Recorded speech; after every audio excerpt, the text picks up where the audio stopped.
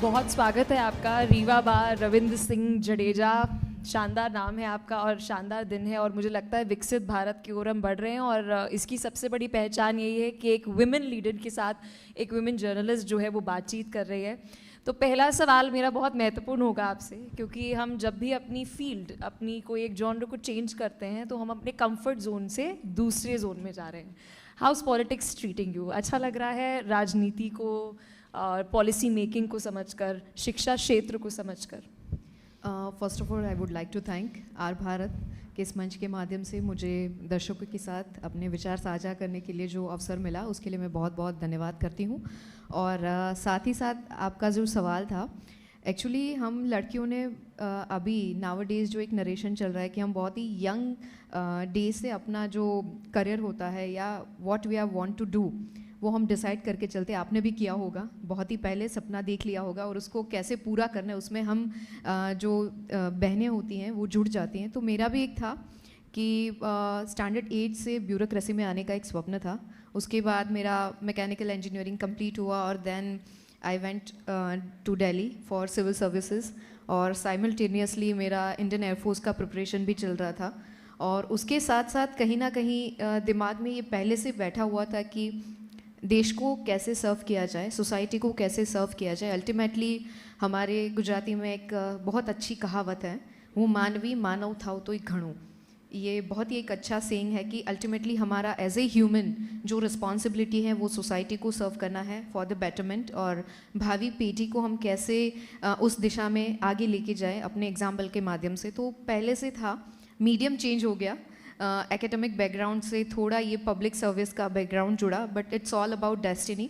But still I am on in my learning phase, सीख रहे हैं और सीखते सीखते भारत का जो भावी है उसको एजुकेशन के माध्यम से कैसे हम विकसित भारत में जोड़ सके, वही एक प्रोजेक्ट पे अभी काम चल रहा है। जब आपको एजुकेशन सिस्टम, शिक्षा क्षेत्र में जिम्मेदारी मिली तो आई एक्सपेक्ट ऑनेस्टी, आपको क्या इसमें खामियां नज़र आई और क्या ऐसा लगा कि ये वर्क डन है, इसको ज़्यादा मेहनत नहीं करनी पड़ेगी, लेकिन ये अभी ऐसा है कि इस पर बहुत मेहनत करनी पड़ेगी?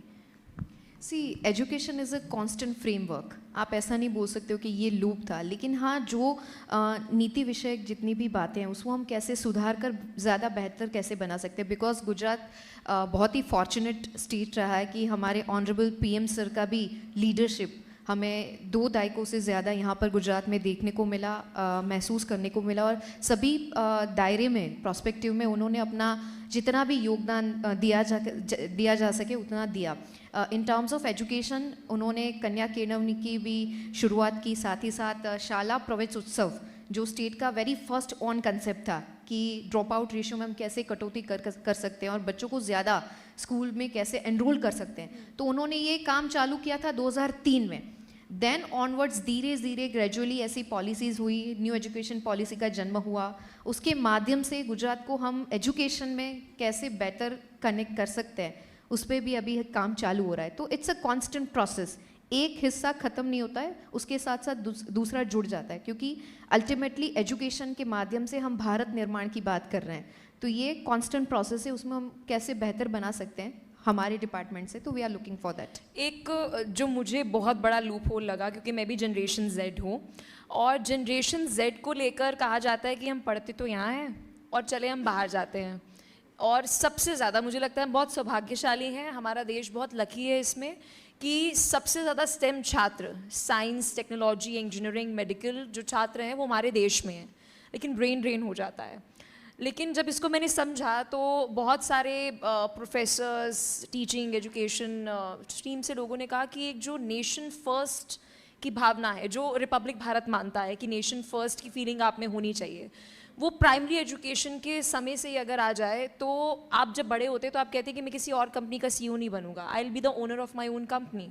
वो भावना कब आएगी? वो एजुकेशन सिस्टम में कैसे इंकलकेट करने के लिए आप सोच रहे हैं? सी, न्यू एजुकेशन पॉलिसी 2020 का जन्म ही इस भाव के साथ हुआ कि भारतीय ज्ञान प्रणाली आधारित शिक्षण हो, जिसमें योग हो, प्राकृतिक खेती हो, फिर हमारा आयुर्वेद हो, या फिर हमारी कल्चरल वैल्यूज़ हो, जो एसेंस हमारे रूट्स को ज़्यादा मजबूत करे, ताकि हम बच्चों को उस हिसाब से मार्गदर्शित करें, गाइड करें कि वो अपना ज्ञान अर्जित करके वापस भारत में ही वो ज्ञान का प्रयोग करें फॉर द बेटरमेंट। और विकसित भारत की जो परिकल्पना है 2047 की, उसमें हमारे आदरणीय प्रधानमंत्री जी का एक नरेशन बहुत ही स्ट्रांगली है कि हम रिवर्स माइग्रेशन में भी बिलीव रखते हैं कि जो टैलेंट इंडिया का एसेंस है, हम बाहर जाके देखते हैं कि वही कहीं ना कहीं CEO के तौर पे काम कर रहा है, वो बहुत ही अच्छे प्रोजेक्ट्स पे वर्क कर रहा है। तो हमारा एक वही एक नरेशन है और स्ट्रॉन्ग बिलीव है कि कैसे इस टैलेंट को प्रॉपर मंच दिया जाए, उनको ये एश्योरेंस भी मिला जाए कि भारत में अपॉर्चुनिटी की कोई कमी नहीं है।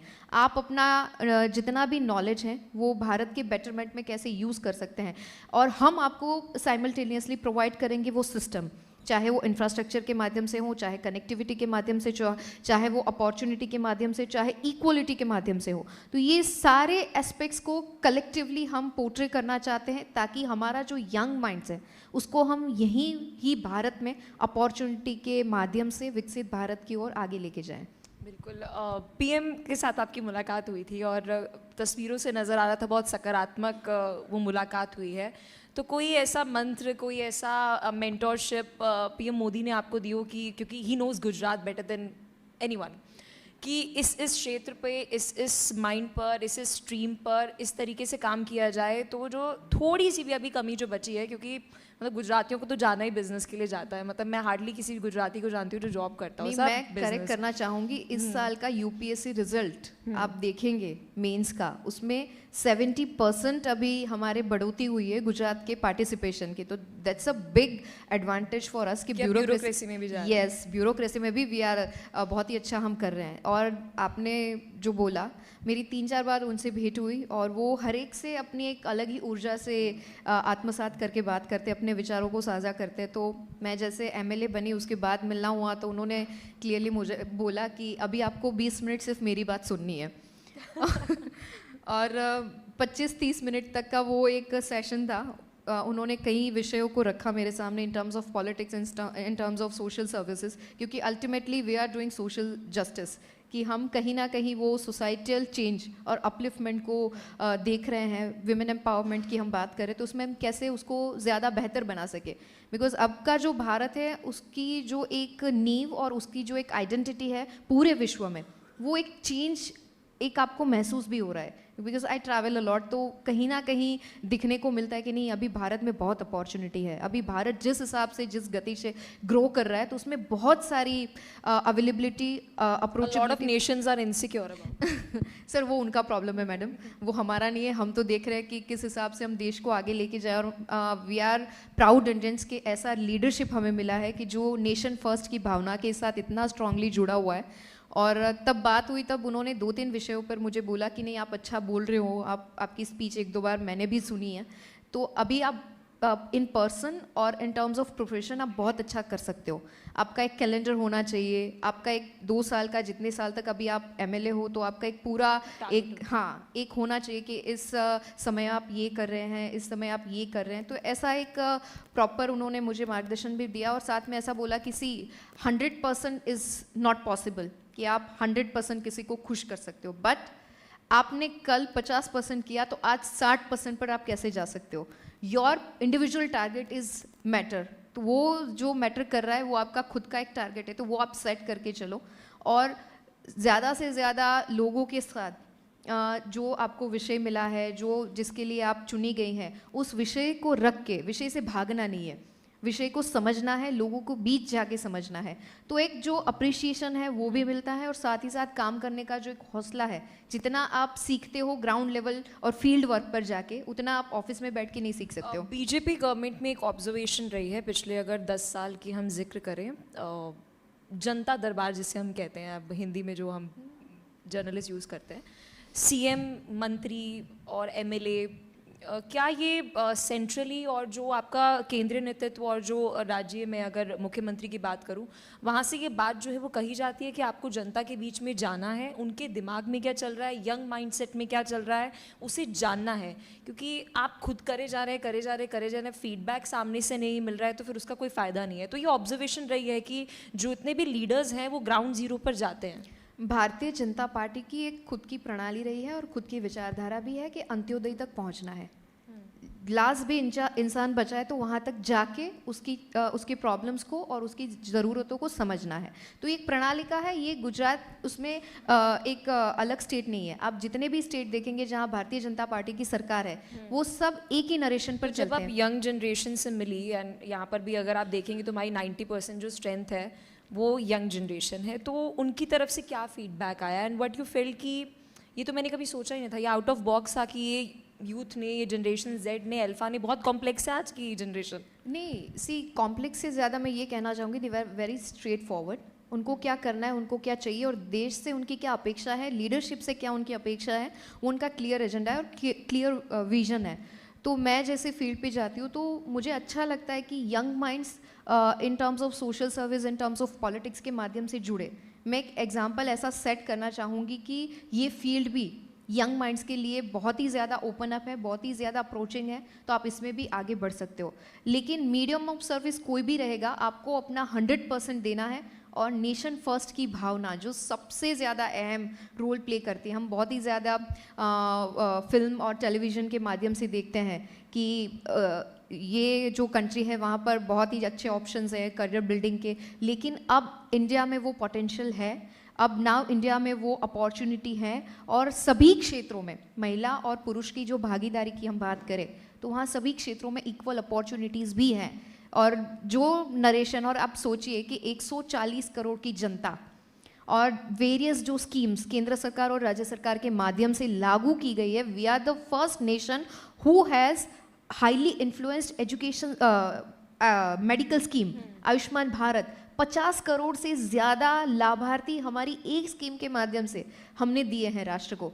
तो इस हिसाब से आप बृहद क्वारम में बहुत ही ज़्यादा अच्छा कर सकते हैं। ये जो नरेशन है वो आपको इनबिल्ट इम्प्लांट करना पड़ेगा। तो जो आप बार बार नेशन फर्स्ट का हम जिक्र कर रहे हैं, और ये मुझे लगता है ये महज कोई एक इंग्लिश वर्ड नहीं है, एक फीलिंग है कि आपके लिए आपका जो भारत है वो सर्वोपरि है। क्या टीचर्स की भी इस तरीके से ट्रेनिंग हो रही है, सेशंस हो रहे हैं कि आपको इस तरीके के वक्तव्य बोलने हैं, आपको इस तरीके की बातें अपने स्टूडेंट्स को कहनी है? और हमारे साथ आई डोंट नो आपने ये कभी एक्सपीरियंस किया है कि नहीं, कि जो थोड़ा कमज़ोर बच्चा होता था उसको आखिरी में बैठा है, पढ़ रहा है नहीं पढ़ रहा है, क्या सोच रहा है, उसको बुली भी बहुत बार किया जाता था। तो क्या इस लेवल पर एक पॉलिशिंग टीचर्स की हो रही है? क्योंकि अब जो टीचर्स है विश्व गुरु बनना है तो गुरु को भी पॉलिश करना पड़ेगा। बिल्कुल ट्रू, मैं आपकी बात से सहमत हूँ। और NEP अंतर्गत अभी टीचर्स का ओरिएंटेशन प्रोग्राम्स भी हमने किया हुआ है। उसमें 2 लाख से ज़्यादा टीचर्स को हमने न्यू एजुकेशन पॉलिसी अंतर्गत ट्रांसफॉर्म किया है कि सब्जेक्ट्स नए हैं लेकिन हमारी जो भारतीय मूल ज्ञान परंपरा है उसके साथ जुड़े हुए सब्जेक्ट्स हैं। आपको बच्चों को रटन से ज़्यादा सीखने में उनको क्यूरियोसिटी मिले, डिग्री से ज़्यादा उनका कौशल कैसे डेवलप हो, और राष्ट्र निर्माण की जो भावना है वो हम बच्चों में कैसे संपादित कर सकते हैं, ये सारे विषयों को लेकर टीचर्स का भी एक अलग से रीअसेसमेंट प्रोग्राम भी चलता है। उसमें टीचर्स को प्रॉपर तरीके से गाइडेंस मिलता है। साथ ही साथ BRC CRC कोऑर्डिनेटर्स हैं जो रियल टाइम मॉनिटरिंग जो हम बोलते हैं, हमारे यहाँ पर एक बहुत ही अच्छा एक विद्या समीक्षा केंद्र है एजुकेशन का। PM सर खुद यहाँ आके उन्होंने विजिट किया और पूरे राष्ट्र को ये बोला कि सब स्टेट में ऐसा एक सेंटर होना चाहिए जो रियल टाइम मॉनिटरिंग और एक मूल्यांकन जो कर रहा है। तो ऐसा एक सिस्टम भी हमारे पास है जिसमें लाइव अटेंडेंस होती है टीचर्स की, स्टूडेंट्स की, साथ ही केडब्ल्यू निरीक्षण जितने भी हैं उनको भी एक प्रॉपर वे में ट्रेन किया जाता है। तो बिल्कुल डेफिनेटली कि एजुकेशन के माध्यम से हम राष्ट्र निर्माण की बात करते हैं तब टीचर्स का ज़्यादा से ज़्यादा एनरोलमेंट, उनका माइंडसेट और एक विज़न तय करना, निश्चित करना बहुत ही ज़्यादा ज़रूरी है। और वी आर आजकल एजुकेशन सिस्टम को लेकर बहुत सारे जो शिक्षाविद हैं वो कह रहे हैं कि जो गुरुकुल की एक पूरी प्रणाली थी, जो हमारी संस्कृति है भारत की, ये तो ब्रिटिश आए उसके बाद बहुत एजुकेशन सिस्टम में चेंज हुआ, फिर और भी बहुत पार्टीज़ आई, अब उनका जिक्र नहीं करेंगे हम, लेकिन कहा जाता है कि जो गुरुकुल एजुकेशन सिस्टम है उसे हमारी मॉडर्न एजुकेशन सिस्टम जो है उसके साथ मिक्स करना पड़ेगा, यानी ट्रेडिशनल और मॉडर्न का जो है वो मिक्सअप होना चाहिए ताकि हम अपनी संस्कृति को ना भूलें। आज अगर आप किसी भी जनरेशन Z से या आज की जनरेशन से बात करेंगे, उन्हें नहीं पता कि हमारी संस्कृति क्या थी, हमारा एजुकेशन सिस्टम जो एक्चुअल में भारत का था वो क्या था, वो जो वैक्यूम आ रहा है उसे कैसे फिल करें। मैं यही एक विषय पे बात करना भी चाहूँगी और वापस दोहराना भी चाहूँगी कि न्यू एजुकेशन पॉलिसी का जन्म ही गुरुकुल प्रथा को वापस लाने के लिए था इन terms of modern education with the collaboration of हमारा भारतीय ज्ञान प्रणाली का एसेंस। उसमें हमने इंट्रोड्यूस किया है वैदिक मैथमेटिक्स, योग, आयुर्वेद, प्राकृतिक खेती, जो एग्रीकल्चर हमारा मेन एसेंस है, उसको भी हमने इसमें इंक्लूड किया है। साथ ही साथ हमने 16 अलग वेद पुराणों के बारे में पढ़ाया जा रहा है।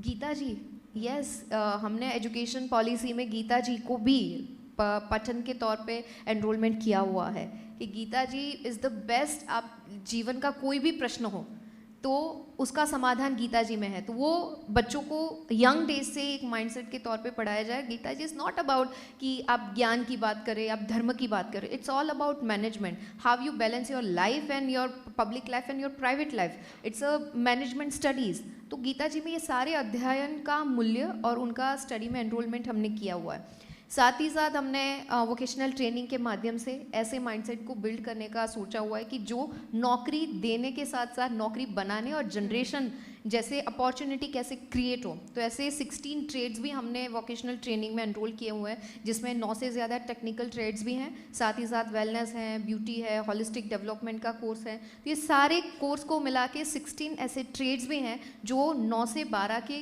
और क्या फीडबैक स्टूडेंट्स की तरफ से आ रहा है, मतलब उन्हें अच्छा लग रहा है वो अपनी संस्कृति के बारे में एक और दूसरा मैं आपको ये बात भी बताना चाहूँगी, अभी हमने बोर्ड की एग्ज़ाम के बारे में सुना है कि कितना पीयर प्रेशर रहता है, बट एनईपी अंतर्गत हमने बेस्ट ऑफ 2 का मॉडल अपनाया हुआ है कि आप 2 बार एग्ज़ाम दे सकते हैं, ताकि एग्ज़ाम का प्रेशर नहीं है और बच्चा एक्चुअली जो लर्निंग बेस्ड आउटकम हम अपेक्षित कर रहे हैं तो उस आधारित पे शिक्षा ग्रहण करें। तो इस हिसाब से छोटे छोटे चेंजेस वो बहुत ही अच्छे।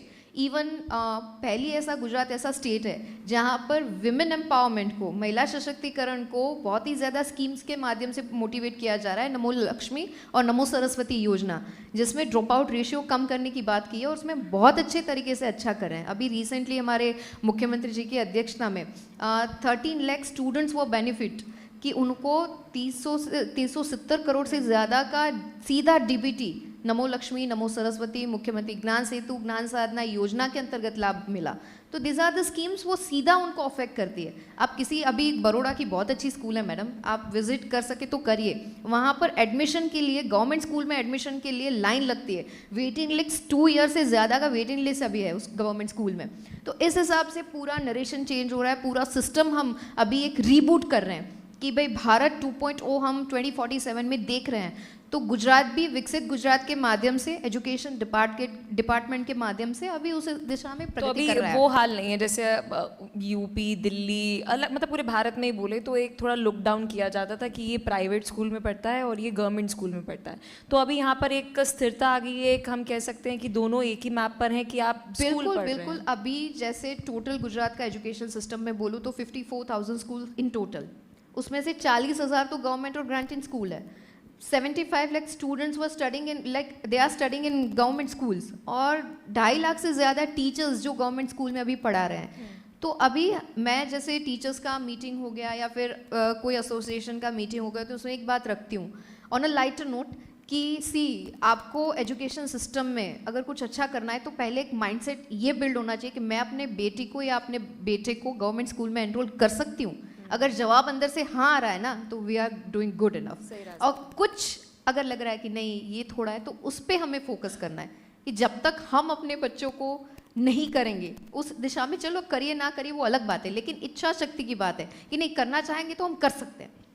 तो ये जवाब जब तक हाँ नहीं आता है ना तब तक हमें लगे रहना है।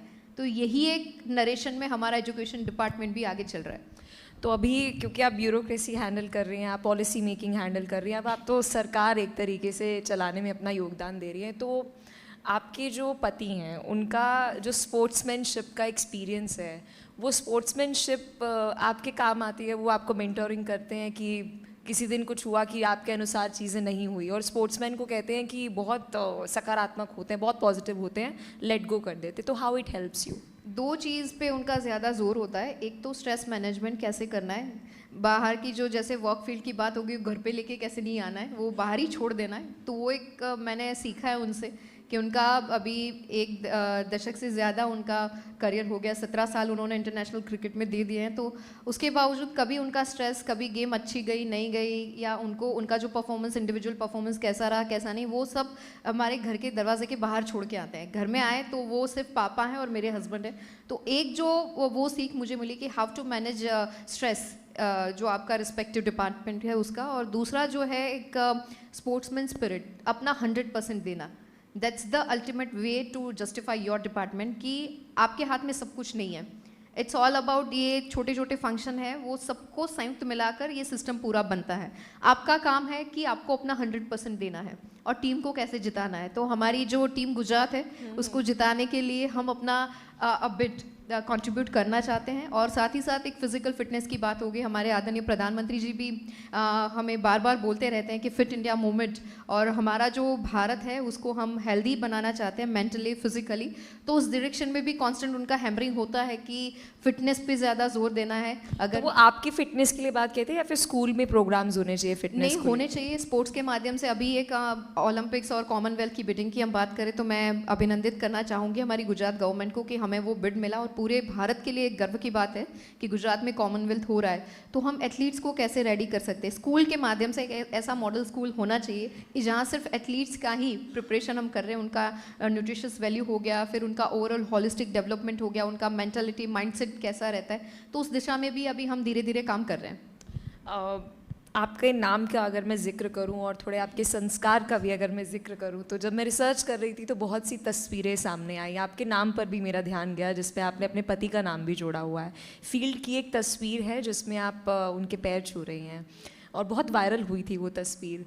तो आज के समय में अगर किसी महिला को, मुझे लगता है ये थोड़ा सोसाइटल प्रेशर भी होता है कि अगर वो थोड़ी पतिव्रता है या पति को सम्मान देती है तो उसको ऑर्थोडॉक्स कह दिया जाता है कि क्या पढ़ी लिखी है ये वो। तो व्हाट इज़ योर टेक कि विमेन एम्पावरमेंट डजंट मीन कि आपको अपने मेल को दबाना है या नीचे करना है, रिस्पेक्ट म्यूचुअल रह सकती है एम्पावर्ड होने के साथ साथ। विश्व में हर एक देश का अपना खुद का एक एसेंस और खुद की एक संस्कृति और खुद की एक मान्यता होती है।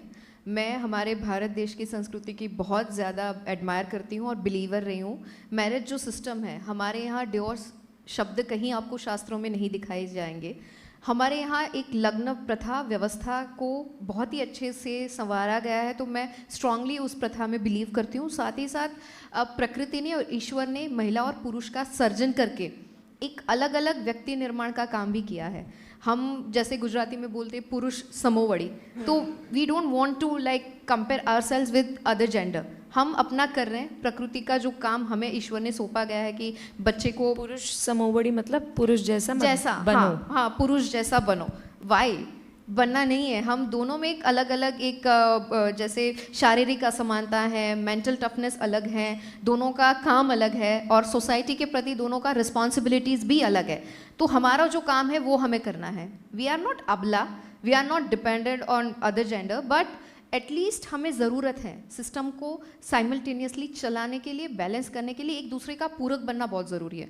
तो ये थॉट के साथ मैं बहुत ही ज़्यादा स्ट्रांगली जुड़ी हुई हूँ और मैं इस जो सिस्टम है, मैरिज सिस्टम और कल्चर है, उसको बहुत ज़्यादा रिस्पेक्ट करती हूँ, एडमायर करती हूँ कि एक दो इंसान जो एक मेल फीमेल वो जुड़कर एक ऐसा संसार निर्माण करता है अपने आसपास कि जिससे सोसाइटी को प्रेरणा मिलती है और नया सर्जन भी होता है। तो ये हमारी वैदिक परंपरा है, हमारी शास्त्र परंपरा है, तो उसको एडमायर करना नावडेज, क्योंकि अभी की जनरेशन है वो थोड़ा इम्पेशेंट है, थोड़ा इंटॉलरेंस ज़्यादा है, उसमें थोड़ा ईगो का प्रॉब्लम भी ज़्यादा है, क्लैशेस भी बहुत ज़्यादा होते हैं कि दोनों मेल फीमेल इक्वली अपॉर्चुनिटी दोनों को मिली है, दोनों अच्छा कमा रहे हैं। तो थोड़ा एक माइंडसेट वो चेंज करना भी आवश्यक है कि आपका काम है जो दिया गया। तो अगेन क्या जो आप ये बात कह रहे हैं कि दोनों में एक बहुत ईगो क्लैश है कि एक कहता है मैं सही हूँ, दूसरा कहता है मैं सही हूँ। अब दोनों कैसे सही हैं, अब ये तो सोचने वाली बात है। लेकिन क्या इसमें भी अगेन कुछ एजुकेशन सिस्टम की ही फॉल्ट है कि हमारी जो जनरेशन है बहुत इनटॉलरेंट है,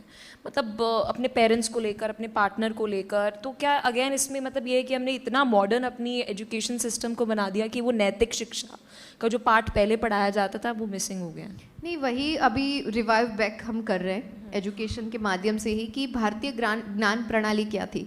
हम मैनेजमेंट स्टडीज़ फॉर एग्जांपल पढ़ते हैं तो हमें बाहर के बहुत ही ज़्यादा एग्जांपल और एक्सपेरिमेंट के तौर पे बताया जाता है, लेकिन कोई नहीं सोचता कि चाणक्य से ज़्यादा कोई बेहतर मैनेजमेंट सिखा सके, ऐसा कोई पैदा नहीं हुआ है। ठीक है, तो इंडियन एसेंस इतना स्ट्रांग है। आर्यभट्ट की बात कर सकते हैं आप, विक्रम साराभाई की बात कर सकते हैं, यहाँ की जितनी भी महिलाएं हुई है, रानी अहिल्याबाई होलकर आपने अगर पढ़ा है तो आप एक बार देखिए कि किस हिसाब से उन्होंने संसार चलाया, किस हिसाब से पर्सनल लाइफ मैनेज की, और उन्होंने जिस हिसाब से देश को लीड किया, she was the one of the bestest example of women empowerment. Rani Lakshmibai की हम बात, लेकिन हम बात करते हैं उनका जीवन चरित्र समझने के लिए वो एक माइंडसेट अभी हम क्रिएट कर रहे हैं कि ये सिर्फ जैसे बोलते हैं दंत कथाएं नहीं है, इन्होंने लाइफ जी गई है और उनके जीवनी से हमें ये प्रेरणा मिलती है कि हमारा देश ये था और हमें उसको किस दिशा में आगे लेके जाना है। क्या वही सवाल है कि जैसे आप पढ़ती हैं, क्योंकि और मैं ये बात अहिल्याबाई होलकर जी का एग्जाम्पल इसीलिए मैंने दिया कि उनके जो इन-लॉज थे उन्होंने इंसिस्ट किया कि आप ये प्रदेश का नेतृत्व करेंगी, तो कहीं ना कहीं ये भी हमारी प्रणाली रही है कि कैसे एक शासिका जो है उनको कैसे बनाया जा सकता है, उनको लीडर कैसे बनाना है, एक महिला है उनको लीडर में कैसे तब्दील करना है। तो ये भी हमारे शास्त्र हैं और हमारे इतिहास में हमको सिखाया गया है। रानी लक्ष्मीबाई की आप बात करेंगे, बहुत ही अच्छी वो शासिका रही, तो उसमें भी उनके इन-लॉज का बहुत बड़ा योगदान था। इनफैक्ट उनके पतिदेव का सबसे ज़्यादा योगदान था कि आप वो राजवी परिवार से नहीं थी, वो एक ब्राह्मण परिवार में उनका जन्म हुआ, फिर उनको ये नेतृत्व सौंपा गया। तो ये जो एक माइंडसेट है, लेकिन प्रॉब्लम ये था कि डिफरेंट टाइम जोन में अलग अलग आक्रांतों के साथ ये देश लड़ा, उसके बाद से ये माइंडसेट चेंज हो गया। लेकिन विमेन एम्पावरमेंट तो हमारे देश में सदियों से चलता आ रहा है। आप देखिए इतिहास के पन्ने पलटिए तो पता लगेगा आपको। एग्जाम्पल कहीं बाहर को देखने के लिए ज़रूरत ही नहीं है, भारत में ऐसी शासिका हुई हैं, भारत में ऐसी नायिका हुई हैं जो आपको फीमेल एम्पावरमेंट का सशक्त उदाहरण पेश करेगी।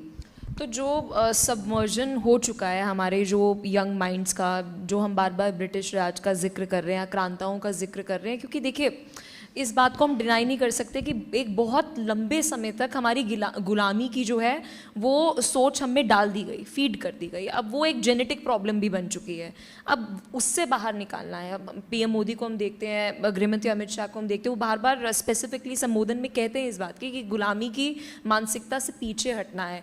और उसमें सबसे बड़ा मुझे लगता है आपका जो डिपार्टमेंट है, बेस्ट, मुझे लगता है टफेस्ट एंड बेस्ट डिपार्टमेंट आपको दिया गया है कि अब जो एजुकेशन सिस्टम है उसके थ्रू आपको जो डेवलप्ड नेशन होगा, उस डेवलप्ड नेशन में यूथ को पॉलिश करना है।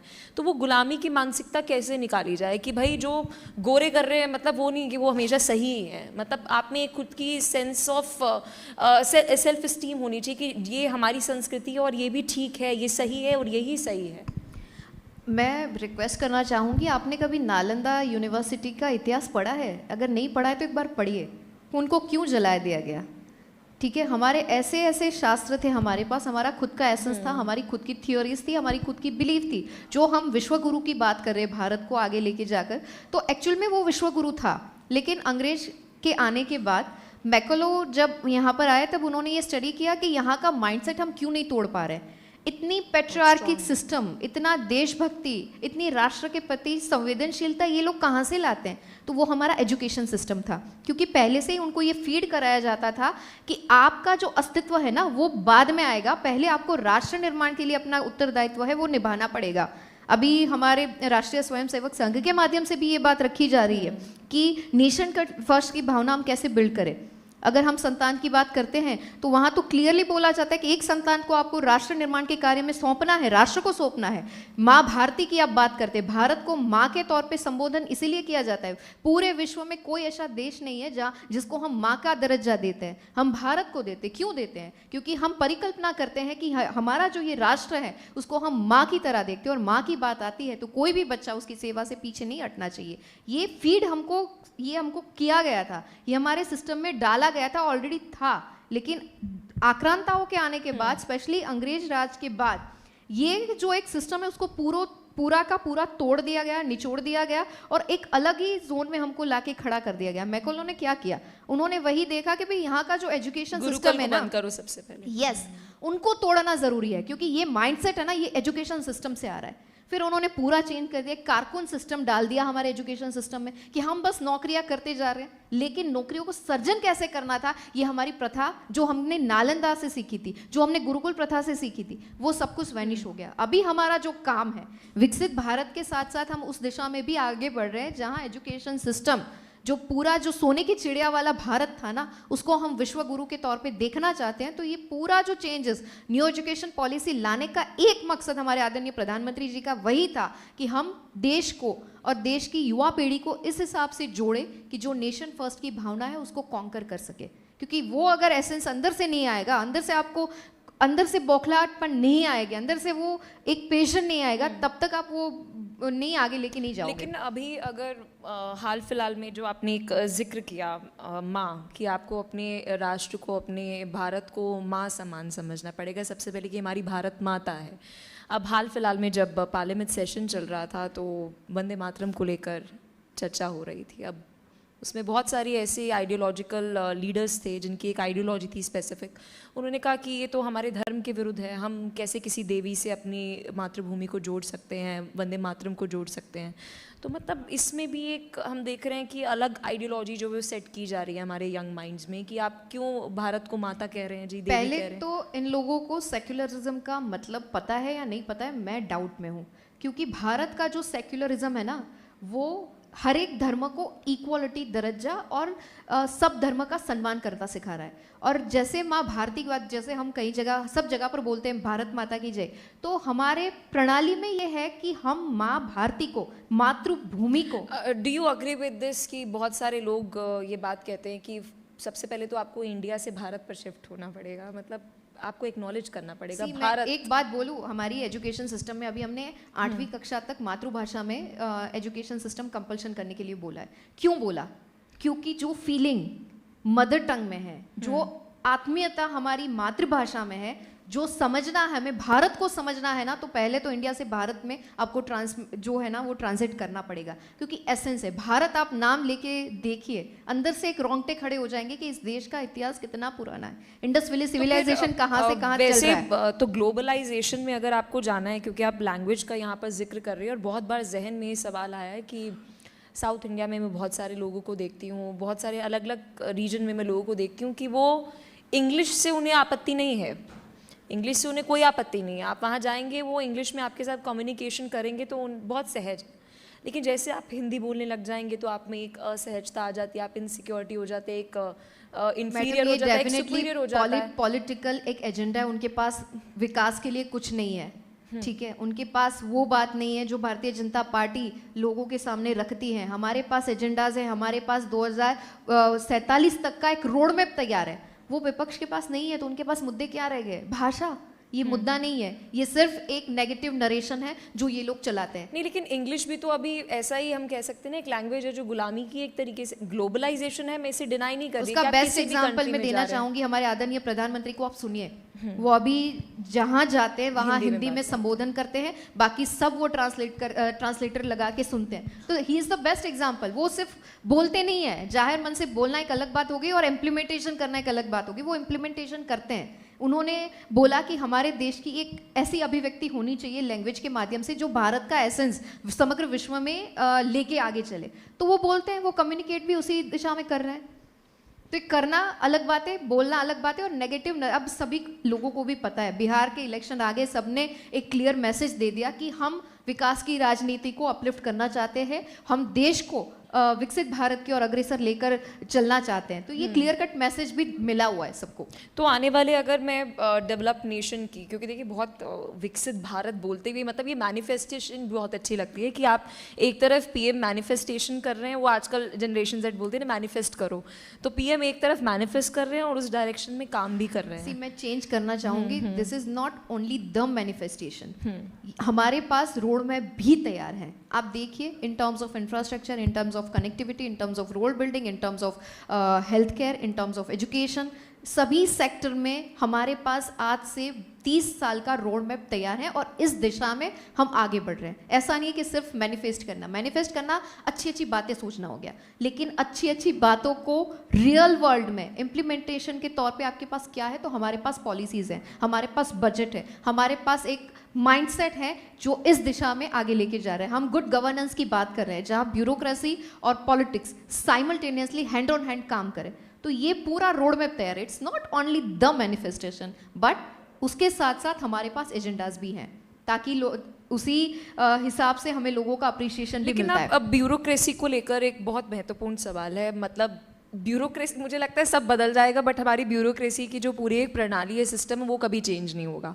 आपको यूपीएससी का एग्ज़ाम देना है। आज से अगर मैं बात करूँ, प्री इंडिपेंडेंस जो सिस्टम था वही सिस्टम है। मतलब आप हर चीज़ में रेवोल्यूशन ला रहे हैं, हर चीज़ में रिफॉर्म कर रहे हैं, बट अबाउट ब्यूरोक्रेसी जो अभी भी प्री इंडिपेंडेंस के टाइम से उसी तरीके से वही आपको यूपीएससी का एग्ज़ाम देना है, वही फॉर्मेट है, सब कुछ वही है। इस लेवल पर कभी मतलब मैं सोचा थोड़ा नहीं उसमें गया। चेंज करने के लिए मैंने देखा, क्योंकि I was also an aspirant for civil services. अभी जो चेंज हुआ है ना मैडम, वो सिलेबस तो आप छोड़ दीजिए, चलिए वो तो एक अलग चीज़ है कि आपको रिटर्न क्लियर करना है, आपको प्रीलिम्स देना है। जो एक बहुत ही अच्छा एक ट्रांजिशन हुआ वो था एथिक्स एंड मोरालिटी सब्जेक्ट को एनरोल करना। यूपीएससी ने ये बहुत बड़ा कदम उठाया और हमारे डिपार्टमेंट ने बहुत बड़ा कदम उठाया कि एथिक्स एंड मोरालिटी, नैतिकता और जो हमारी सैद्धांतिक मूल्य हैं, ताकि हम सर्व करते हैं और इस विषय से हम डिटैच ना हो जाए, उसका भी ध्यान ख्याल इस विभाग के माध्यम से रखा गया। तो ये बहुत बड़ा ट्रांजिशन जो मैंने फील किया कि ethics and morality nowadays these are the rare qualities जो हमको वापस से डालना है लोगों में, यंग माइंड्स में स्पेशली, कि आप जो भी कर रहे हैं ना उसमें आप नैतिकता, आपकी भारतीयता और आपके सैद्धांतिक मूल्यों को आप अलग ना रखें, उसको साथ में लेके चले, क्योंकि जब तक संवेदनशीलता आप में नहीं आएंगी तब तक आप अच्छा काम सोच नहीं सकते हो। सर्विंग एटीट्यूड होना चाहिए। बस सेशन को समाप्त करने से पहले एक आखिरी प्रश्न मेरा आपसे होगा कि विकसित भारत में जब 2047 में हमारा देश विकसित होगा तो गुजरात का और गुजरात के यूथ का क्या और एजुकेशन सिस्टम का योगदान आप देख रहे हैं? नहीं, बिल्कुल, हम जैसे विकसित भारत की एक संकल्पना है उस हिसाब से हमारे विकसित गुजरात 2035 की एक संकल्पना है, उस रोड मैप पे हम आगे लेके जा रहे हैं। अभी G20 का समिट हो रहा है, सेमीकंडक्टर्स में हम इन्वेस्ट कर रहे हैं, हम ग्रीन एनर्जी में इन्वेस्ट कर रहे हैं, हम AI में इन्वेस्ट कर रहे हैं, हम यंग माइंड्स को स्टार्टअप के माध्यम से कैसे जोड़े उसमें हम इन्वेस्ट कर रहे हैं। साथ ही साथ एक ग्लोबल का जो एक नरेशन है कि अगर आपको भारत में आके इन्वेस्ट करना है तो आपको उसका रास्ता जो है वो गुजरात से होके जाएगा, वो तो मैं आपको डेफिनेटली एक एश्योरेंस देना चाहती हूँ। तो यंग माइंड्स के लिए बहुत ही ज़्यादा अपॉर्चुनिटीज़ हैं, बहुत ही ज़्यादा तक यहाँ के प्रदेश के माध्यम से इन टर्म्स ऑफ बिजनेस हो गया, इन टर्म्स ऑफ हेल्थ केयर हो गया, इन टर्म्स ऑफ ग्रीन एनर्जी हो गया, इन terms of AI based learning हो गया, IT हो गया। अभी जैसे वलसाड में हमारा चिंतन शिविर था, तो we are also looking for IT hub in Gujarat. बाहर के जो फॉरेन इन्वेस्टर्स हैं हम उनको आकर्षित कर रहे हैं कि ये भी एक सेक्टर है जहाँ पर गुजरात बहुत आगे देख रहा है। तो गुजराती में कुछ यूथ को कहेंगे आप? मैं कहना यही चाहूँगी कि ગુજરાતમાં જે તક છે અત્યારના સમયમાં, જે વિકસિત ભારતની પરિકલ્પનામાં આપણે વિચારીએ છીએ, એમાં વિકસિત ગુજરાત 2035ની પરિકલ્પના માનનીય પ્રધાનમંત્રી શ્રી નરેન્દ્રભાઈ મોદી સાહેબ અને એવા જ સશક્ત લીડર જે ગુજરાતની સુકાન અત્યારે સંભાળી રહ્યા છે એવા ભૂપેન્દ્રભાઈ પટેલ સાહેબ અને ડેપ્યુટી CM હર્ષભાઈ સંઘવી સાહેબના નેતૃત્વમાં ટીમ ગુજરાત જે રીતના કામ કરી રહી છે, આપ સૌ યંગ માઇન્ડ્સના બેટરમેન્ટ માટે, તકની ઉપલબ્ધિ માટે, કનેક્ટિવિટી માટે, ઇન્ફ્રાસ્ટ્રક્ચર માટે ભરપૂર પ્રમાણમાં તકો છે, જરૂર છે ફક્ત આપના કૌશલ્યની, એક્સિલન્સીની। બાકી બધું અમે સંભાળી લઈશું, आओ અને નિવેશ करो। અને गुजरात में एक बार આવી गया, मैडम गुजरात के लिए एक बहुत ही अच्छा सीइंग है कि एक बार जो लोग गुजरात में बस गए ना वो विश्व के किसी भी प्रदेश में फिर नहीं जाना चाहेंगे। उस तरह का हम तो भगवान को भी ये रिक्वेस्ट करते हैं कि भगवान आइए और हमारे गुजरात में आके हॉस्पिटैलिटी का मजा लीजिए, तब आपको पता लगेगा कि गुजरात में क्या एसेंस है। तो मैं आप सभी को वही रिक्वेस्ट करना चाहूँगी कि गुजरात में अपॉर्चुनिटी में बहुत ही ज़्यादा अभी हम देख रहे हैं, आगे फ्यूचर देख रहे हैं और स्पेशली यंग माइंड्स को उस दिशा में हम डेवलप कर रहे हैं, उनको क्रिएट कर रहे हैं। उनका जो एक माइंडसेट है, रिवर्स माइग्रेशन, जिस हिसाब से जितना भी पॉसिबल हो हम उस दिशा में वी आर लुकिंग फॉरवर्ड। बहुत शुक्रिया आपका। Thank you so much. Thank आपने you. बेहतरीन तरीके से गुजरात में विकसित भारत में क्या योगदान रहा उस पर बातचीत की। मैं थोड़ा सा रिक्वेस्ट करूंगी, आप मैम प्लीज़ रुकिए।